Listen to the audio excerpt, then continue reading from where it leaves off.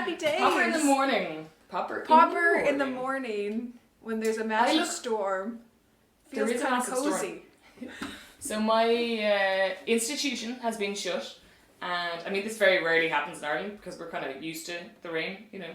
So we're kind of set up for this, but the whole country is shut down. All the schools are closed, all the music schools, colleges, everything. So it's really fascinating actually. Everyone's kind of holed up and just wait and see what happens. So we did our last Popper on Friday, and today is Tuesday. So we're supposed to have a week with these, which is tight with timing as usual. But this was, I mean, I definitely, you know, had a look at it the week before, but not with the intensity of what you should be looking at because you're looking at the previous week's one. And, you know, I mean, I know we're giving ourselves challenges, but this is probably the mental side of the challenges, right? Oh, yeah, totally. And it's just things that, you know, we've talked about so much, letting the sort of muscle memory with the sort of analytical work you've done marinate. And that's something that's very hard to have really time to do. You know, it's like trying to like make a slow cooked meal in half an hour. 20 minutes. I mean, you could probably just not get away with something that maybe tastes similar, but not always, you know. This is a funny one for me because up-bow staccato does not scare me. Never has. I've always been, I mean, I probably practiced it loads when I was younger, so it's kind of there, you know, and comfy enough. Particularly at the speed that the barn writer said actually to do it at. But there are just like two little areas in there where I knew I needed to figure out the logistics, and I kept putting it off because you know there's other things to do. And so when you get there, that's when your up-bow staccato will suffer the kind of musicality or the lightness of phrase. If you're focusing on the left hand, then your up-bow staccato sound suffers a little bit. What did you think? Yeah, I think it's a deceivingly tricky study. I know exactly what you mean with these few places that are really tricky. But I actually thought when I started this, and it'd be interesting to sort of review when we did the other up-bow staccato study, 14 I think it is. Because I thought, you know what, like up-bow staccato at the speed that's indicated in this study is kind of a different beast.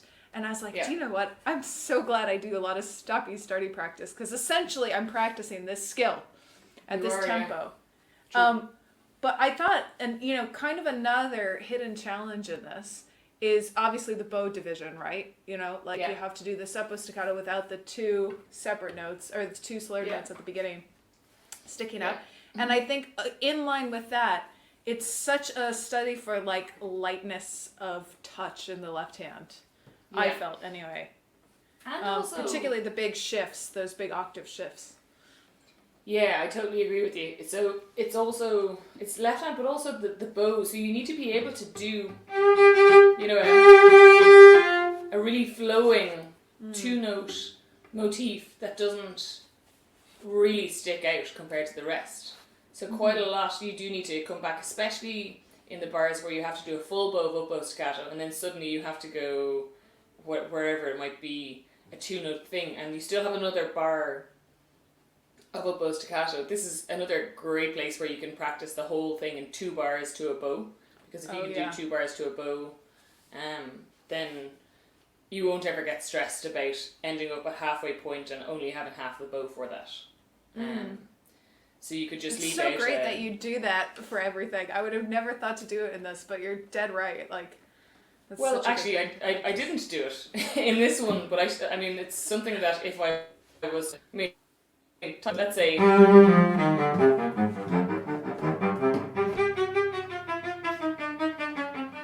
how far can you go with your up-bow staccato? If you can do 3 bars, if you can do 2 now, then practice 3 bars in a row with it, and then you're really practicing bow distribution. So when you come back to the one bow, that's not really a deal that you have to think about. So it just cuts out part of your issue. Plus, I think with that, there is also this thing of making decisions and having options with what you do with the bow. So I found that sometimes, just like, I really wanted to use a lot of bow on the first 2. And that means it might stick out a little bit more.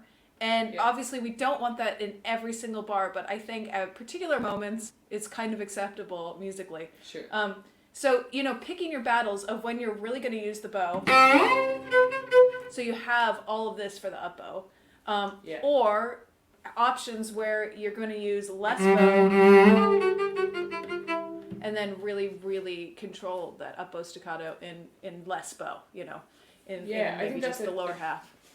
It's a super point, and the way you demonstrated it was absolutely beautiful as well, because it had this so like you're already thinking musically about how you're going to do this phrase, but also you lightened the amount of bow that you had at the end of, so you're not keeping a sustained sound, which means the sound almost comes out of that upper lighter note because you lighten the bow. So that's perfect. Just do that all the time. Yeah, easier said than done. I mean, I actually think the real trick in that, and I'm always saying this to students, that you have to think gesturally with these things. So I think it's really easy in this study to think of it as like two different technical things, and it's important to realize that you are doing different things. Like first you have an octave shift, and then you have to do up bow. But I think there has to be a sense when you're getting ready to play this, when you're getting ready to perform it, of that each bar is its own sort of gestural figure, and I think if you think that way, the lightness is, it might not be easy technically right away, but you're going to have an idea of the sound you want, and then that's going to inform how you use the bow. Definitely, and I think if you imagined how an opera singer would do it, they'd go, fake opera voice, but the idea being that you're always coming out of the previous thing. It's not two separate things, like you said. How would they do it if they were in an opera? So we should be imitating that type of style, I think. So and it helps, actually. It helps with I find that it really helps with nailing the octave. If you're really focused on, I have to hit that top note, it has to be in tune. It will take away, actually, I think, from, this goes by so quickly that we have to find a way that even though you're practicing these different skills, that all of them can somehow work together, absolutely. Can I ask you about that, actually? Yeah. So I was having a look at the octave shifts two different ways, because obviously you have an option of slide on the third finger, or so one old finger, new finger shift. So which did you choose? I think I mainly did new finger shifts, actually, which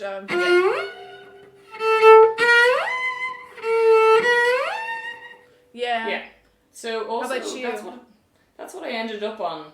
It's funny because obviously this is a tiny bit cleaner, the old finger shift, the link note. But I think I have practiced this.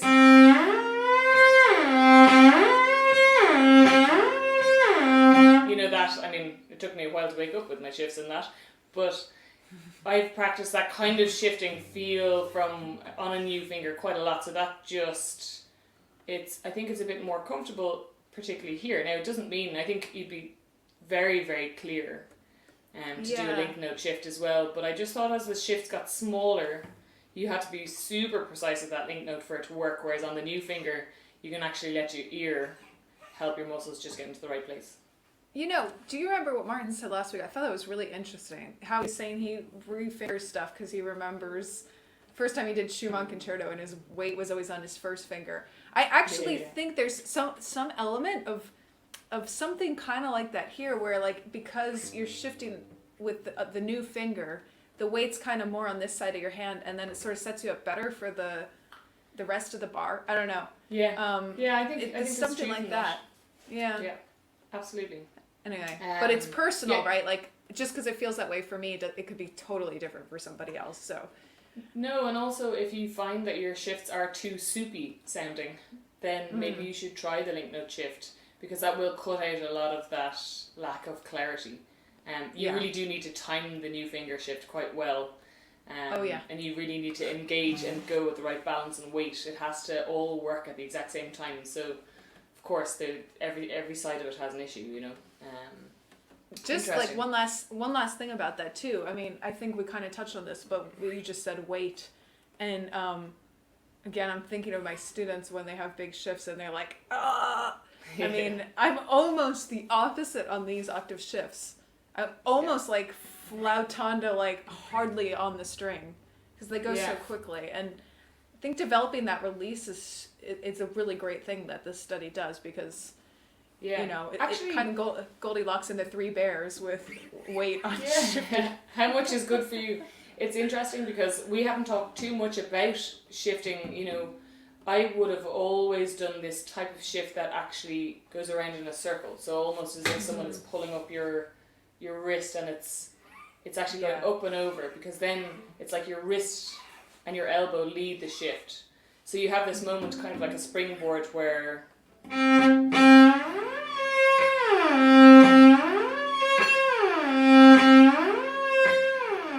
so I'm actually up, I'm just gliding like an ice skater almost on the inside of the string, and that go. So you have like weight, release, weight, release, go. And I find that really helpful in these big, larger shifts, that it just makes way more sense for me. You need to have a moment where you do give yourself a shift. So your brain has, you can't just go, you know, something has to happen where you're ready to shift. I think that's something that you could experiment preparation. with. Yeah. I remember Indiana, they were all, the way people would talk about that is always about, you know, preparation of the movement. So, you know, even before you're kind of aware of what's happening, there's something physically that is preparing that arm to do that, you know. Yeah. You were always talking about that kind of preparation, and it's interesting when I'm teaching, I always ask people, if you were at the dinner table and you wanted some salt, would you go and take the salt? No, you wouldn't. You just move your hand and take it. So you go, I want the salt. Most people are like, fast shift. So that's the funny thing, is like you would just never do it. Just use the exact same motion. That's all shifting is moving your hand somewhere. So why would you create all of this tension? Now, because we have the weight down, of course, people just don't know when to go for the salt. So you have to go, I'm sinking, there's the salt, I'm sinking again, I'm back again. And I love that feeling of, you know, I try to get people to pick up the pencil on the stand. Yeah. And I'm like, you know, do you do that? Or do you actually just use your hand and pick up the stand? That was like the loudest pencil pickup stand because of the proximity to your mic. Oh my god. Sorry. Do you know what's funny? I do the same thing, but because I think the other stress with shifting is we're so worried about, like, do we know where this point in space is? Yeah, exactly. And I'm like, you gotta trust yourself that you do. And what I always say is, like, if you're grabbing your glass of tea, your cup of tea, or your glass of water, you know, you're not like, oh my god, will I make it? Yeah. I mean, sometimes you don't, and you drop your glass or your water, whatever. But, like, it's not that often, right? Exactly, and obviously the difference is seeing an object means you know exactly where you're going, but I think the thing we haven't talked about too much is that you're making your big movement at the beginning, and then you're slowing up towards the end, so it's like fast, slow. And so actually, if you go slow enough at the end of your shift, so it's like whoosh, it's like you're braking in a car. Like, everybody knows how much they need, and they know where to stop. It's the exact same kind of feeling. So if you manage to practice, I think what happens is a lot of people do, you know, they try to do this weird fast end, but if you can manage to, in your practice, just reverse it all.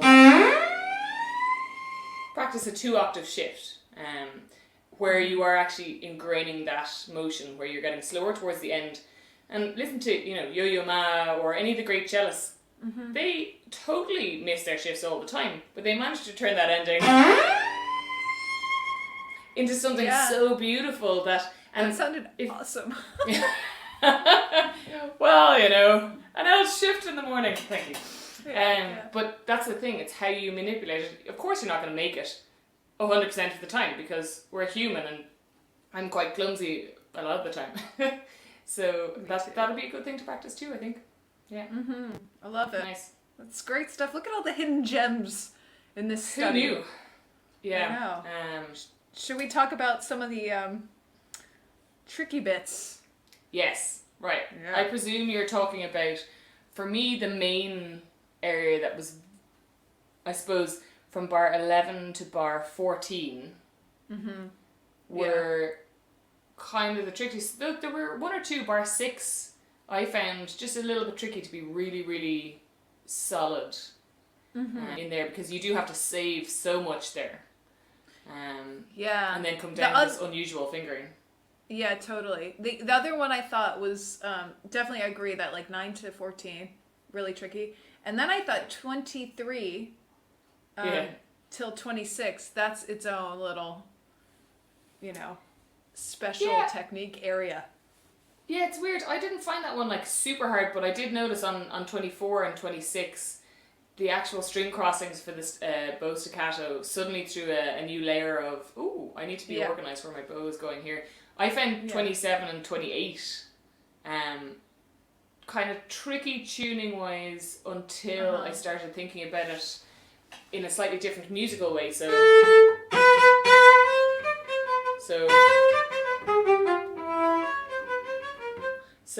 I would do more on the first and less on the second, and that somehow just brought me into this comfortable place where I wasn't always trying to overachieve. Yeah. You know what I mean? So, and it means also that area doesn't get so stuck. It can suddenly become a bit beaty before the recap again, right? Yeah. I mean, I think the bars before that, 23, it's not hard in the sort of like brain melt way that the earlier bars we talked about are, but I think that for myself, I know because it's basically measuring, isn't it? Yeah. I mean, there are a few things in the rep that do that. Oh, thank you. There's a few things in the rep that do that, but it's really, I think, one of those things of, accuracy and repetition of knowing exactly. Like, I think it's easy to feel on top of it, but not really be that on top of it, like to just sort of be approximate. Actually, I think you might be right that I did not give it enough attention, and therefore it'll be very interesting in our run through to see how much I think I probably have practiced a good bit of that in other repertoire. So I haven't really ever played this, but there's that Popper spinning song. Do you know that? It goes like... Yes. It does all that stuff. I think Boccherini as well. Does it? Yeah. Just a lot of Boccherini stuff is always doing that, So, but that's really funny, spinning song. Yeah, I've never played that one. But I should. We should next time. It's a bit ridiculous sounding, but I bet Popper was like, I don't know if he wrote these first or wrote Spinning Song, but he definitely was taking a page from the same book there. 100%. I like it. Yeah. One kind of idea works for two things. It's a good composer tactic. I like it. Oh, yeah. Yeah. Okay, so there were like many challenges, I thought, from that 9 to 14 section. Sure. Hit me with some of the ones, or how you approached it. So, I definitely, the hardest for me was 13 to 14. So, first thing I did was try to figure out my spacing on just the bottom two notes. Because it took me surprisingly long to figure out that I was playing a major, minor, minor, major, just honestly because I was learning this while in rehearsals for other things. So I figured out that bit in rehearsal too. Woohoo! Glad I did that last week. So, obviously just to point out, I would never do anything as unprofessional as working on something else, but when people are working on other areas of the orchestra and you're just sitting around doing nothing, it's an excellent time to learn things. And then I actually did it for the whole thing. I love the two of us in the same rehearsal doing it. So, this. And then.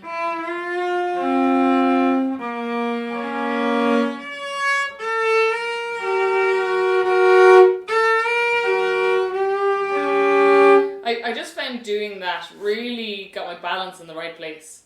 And kind of organised. Now, before I even did any of that, I had to actually see exactly where I was going to shift. I had to see there's some unusual ones where you have to actually move your thumb a semitone forward when your hand is actually staying in the same position, and that really is a bit of a brain melt. Oh yeah, I think it's layers of this one. Do you know? I was laughing when you were talking about doing this in rehearsal. I was thinking of like when I was in high school. There was this like really nerdy math club after school that you could get extra credit in math class if you went, and they were really hard problems you had to solve, and you had like half an hour. Yeah. And I kind of like weirdly enjoyed that, even though I was only doing it for the credit, and it's sort of like, even though this can be really like bleh, like sometimes it feels like just kind of nice to get in there and like figure out all the levels. I mean, because it gives you a lot of respect for how genius this is in some ways. But so yeah, and what also you were saying, respect for yourself when you haven't figured out. I know, it's like, it's one thing to play the notes. It's another thing to understand what's going on. And I think the other really difficult thing about this, I mean, first of all, the 2 lines before it are tricky. And then you get there and you're already sort of like mentally tired, you know. Brain fatigued. Brain fatigue. And, you know, that's where, again, just having the time to marinate really helps, you know. We'll see how successful it is when we run through today. But I think as well, completely agree with all the points you have, but I kind of wrote in this, I don't write that much stuff in my music, but I have this like weird marking where I was kind of trying to understand that that half-step motion that is always happening in the thumb. And actually, even when the pattern changes and it goes to minor, what's it do at the end? Major, third, minor. The major at the end. That, yes, there's this weirdo little shift in the middle of the one before. I don't know if you know where I'm talking about. It's the first half of 14. So what actually ends up happening is that whenever you're shifting to that third, the thumb is always moving a half step. Yeah. Even in that last one. Anyway, that's super nerdy, but I think hearing the harmonies in this is very difficult, as well as in the previous 4 bars. I think that the harmony is kind of, it takes a while to get your ears used to how strange it sounds.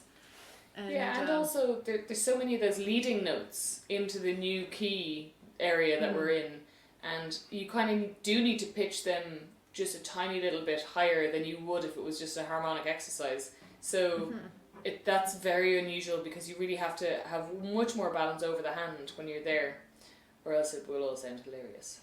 I like it. So similarly, to that bar 27 for me, that kind of area was a similar style of just working out exactly where everything was going. And there was a weird little bow, especially in the Bernreiter, bar 29 at the very end, where you suddenly had to go back to the D string again once in a slightly different pattern to the rest of them. So here in the... So you're actually going down onto the D string, then shift back with your thumb. So there's a lot going on in just those 3 notes, where you do have to do a lot of slow practice on that. It's a lot in the study of that weird you needing to move your thumb, you know. And I think you sort of talked about how in other studies you've explored like whether or not you lead with the thumb or whatnot. And it's kind of, I have the feeling that more times than not, we like to feel that security of all this moving together. Sure. And there's a lot of this sort of instability built into this study of you have to move around with your thumb and somehow the rest has to follow in place. So, you know, it's great for that. Yeah. It is. Sorry to interrupt you there. No. But I actually, in a lot of my solo rep, I will use very unusual fingering and things that do this kind of hand turning around that is completely not normal or based, and I will do an awful lot of that here, just because I always choose something for me that might not feel balanced for someone else's hand, but I would definitely choose less shifts in a passage in order to get the same result if I can. Rather than adding in an extra little something. Now, of course, it depends on the area, but I think that's having that malleability. Is that a word? Yeah, it is. I think I'm glad. That is quite good for your hand to be able to just use all of these skills, because it just gives you an extra bit of birth, I think, in another option when you're like, something's not quite comfortable there. Okay, let's do this. And it might save you shifting around here because you can just stay and move this part of your hand. So great skill to have. Yeah. Totally. Awakening all those little neurons or whatever. Thumb options. I love it. I definitely thought as well at the end is not tricky in theory, but because you've got this C minor key area,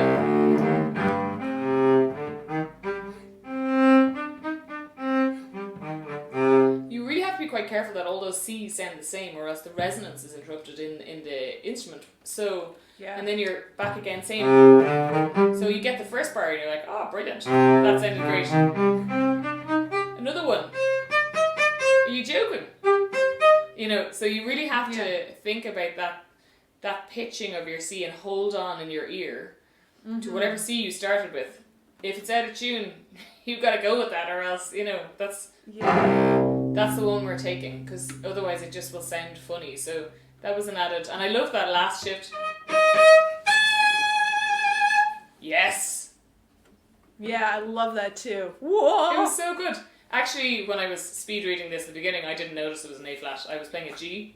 And then when I was like, oh, A flat, how much more exciting. I was like, yes, Hopper, well done. It's very good. I think I might have been playing a G. No, you weren't. That's A flat, is it? Yeah. I was totally playing a G. But it feels like you should. But that's because the whole rest of it has been so like, for like the 2-3 bars, you know, you're like, oh right, okay, this is happening. It's been so well dealt in, and then it's A flat out of nowhere. Nice. Woo. Just keeping us guessing at every moment, right? Keeping it real, Popper. I love it. Last tiny little thing, and then I think we're ready. Is that I think it's worth mentioning. Yeah. Most people, if they've not tried to do this up-bow staccato thing before, they're probably gonna go and use way too much bow at the beginning. You gotta do the opposite, you know, and this is such good training, obviously, for everything with bow distribution and et cetera, et cetera. But you've really got to save at the beginning of those. And I just think it's worth saying that because it's kind of a basic thing, but it's easy to forget, and it's easy for stuff to not work because there's just, you know. Yeah, I think you're dead right. And actually, considering it is an all up-bow study, we should probably discuss just a tiny bit of that let's say at the beginning, so obviously it's harder to do up-bow staccato the closer you get to the heel. So do most of it up here and use less of your area down here for the last bit. But for me, I definitely do pronation, stop, pronation, supination. So essentially the movement that I'm doing for every up-bow staccato is a...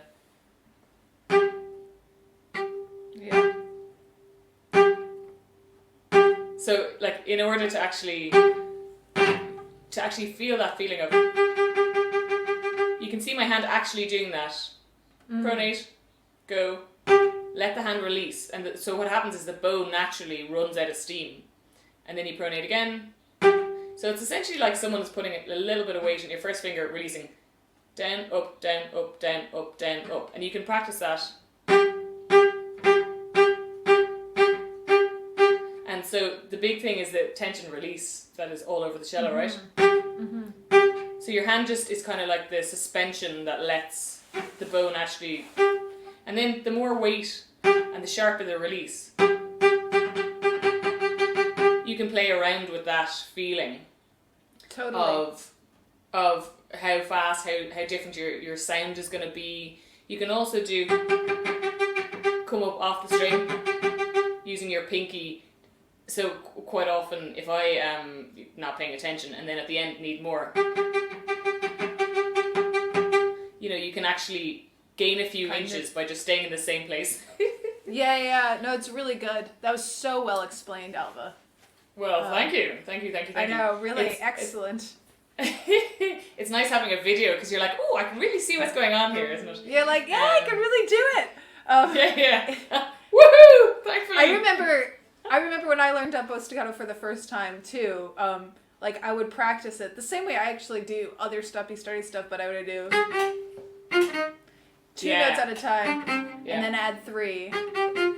And that's then a great I think one. it's easy to start that feeling you're talking about, because at first when you try it for the first time, it's an active thing, right? Tension, release, tension, release. Yeah. But when we're really doing up bow staccato, it's a reaction that happens. And sometimes I think people misinterpret and they think that you're really tense the whole time, and it's not. Yeah. It's micro releases, but it's sort of the speed.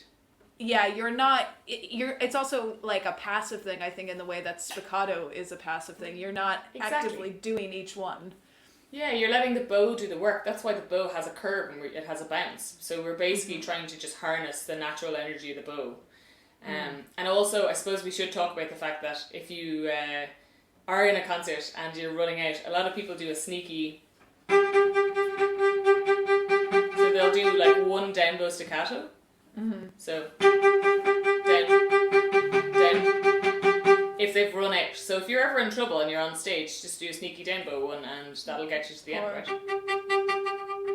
And that's a down bow staccato. But have been known to do that too.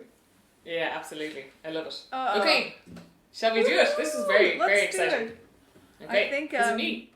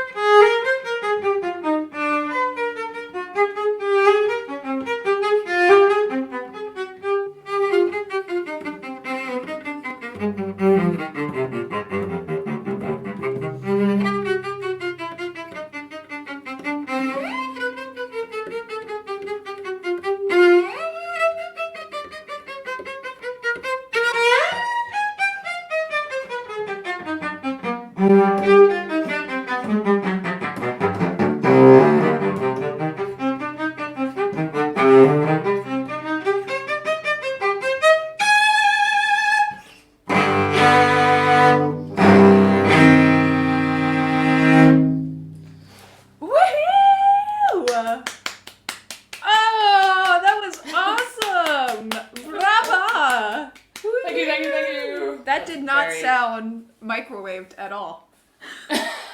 That sounded slow cooked for 24 hours max.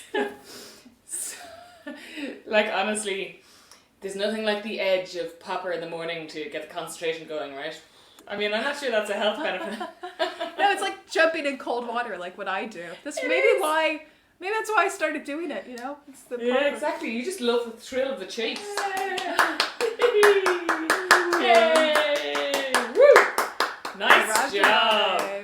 Thank you. Oh my god. It's so funny, isn't it? Like, oboe staccato studies to another cellist. I mean, it's not very often you do this. Suddenly you're on stage and it's Rococo, right? I know. I love it. Rococo suddenly feels a little bit easier after playing this. Seems Seriously. like not the scariest thing ever. Yay, go us! High five! Woo, yeah! Woo. And I'll see you for the last one!